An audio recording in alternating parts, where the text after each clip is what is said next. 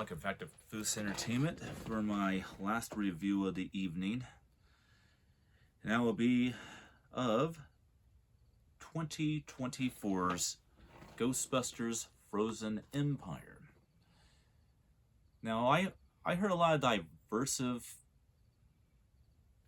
thoughts on this movie. People hate it, people like it, and people think it's ugly.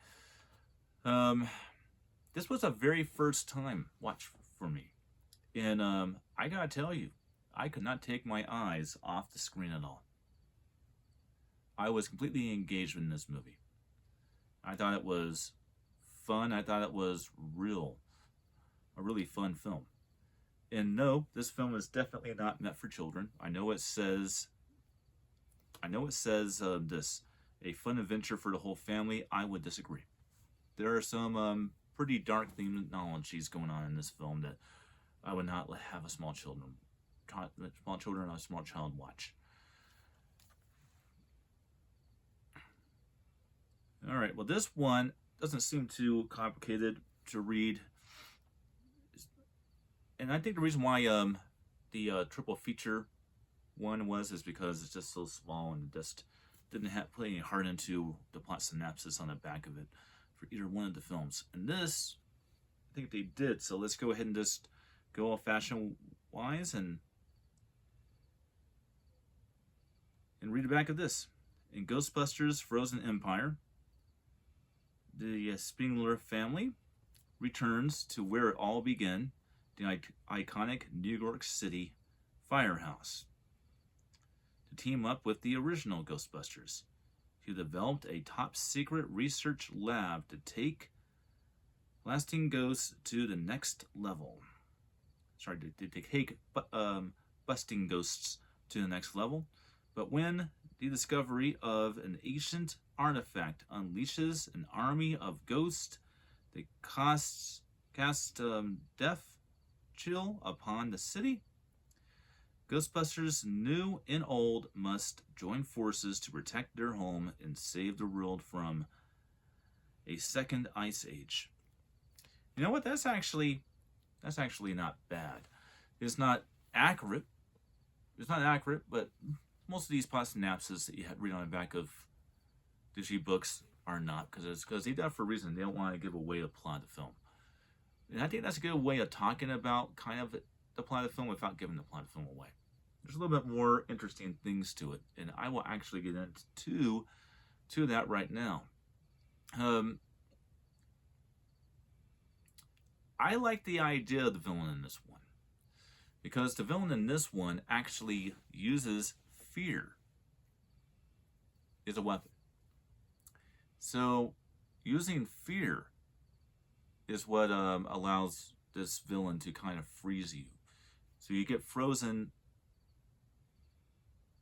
to death by fear, essentially. Now, of course, it does follow the whole thing of physics. Once you're frozen into an ice cube, you can be thawed out.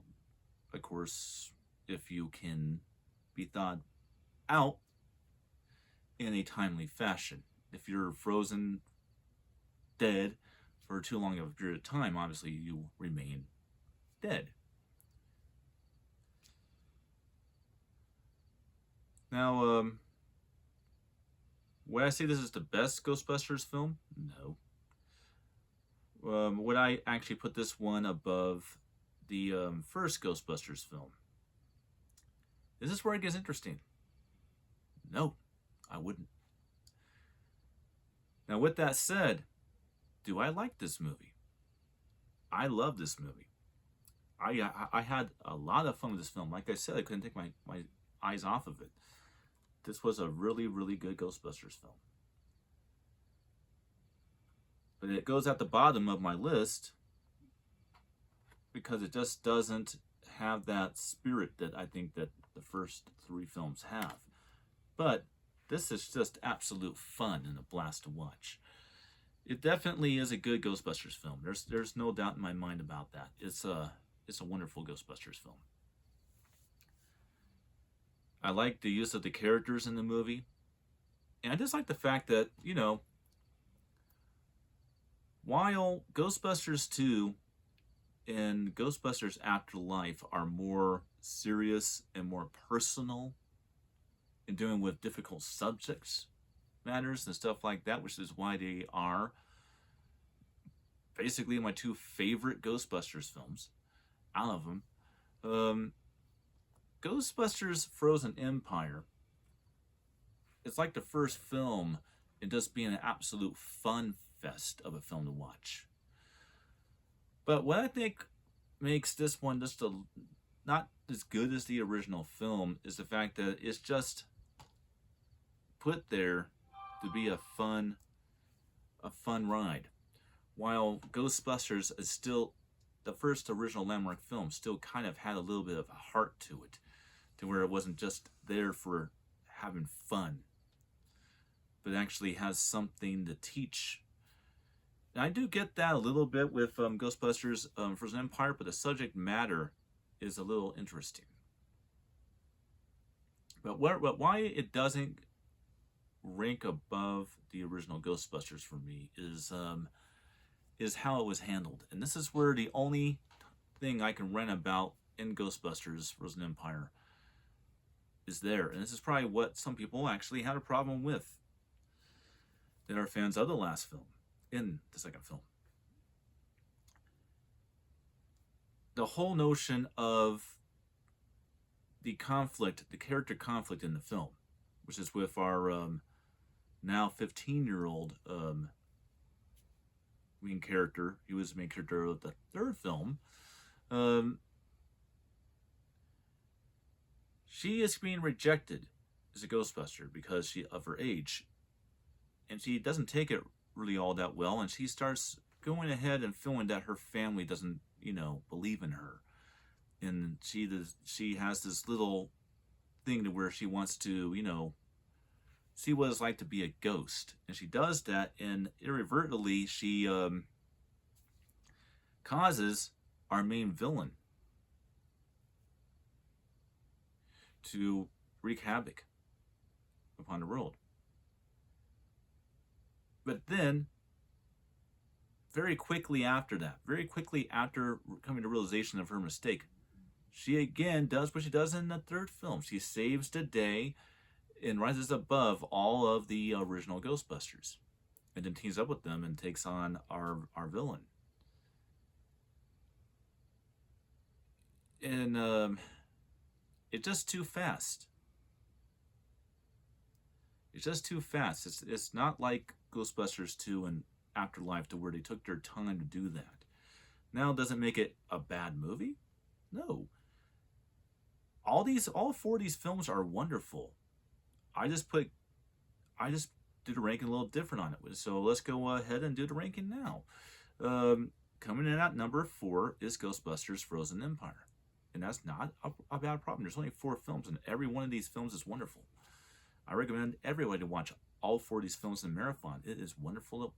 It's a wonderful little series of films that I really enjoy. So I really have no problem with Frozen Empire except for that. So the thing I just talked about. So at the very bottom, you have Ghostbusters Frozen Empire at number 4.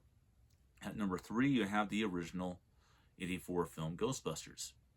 At number 2, you have Ghostbusters Afterlife.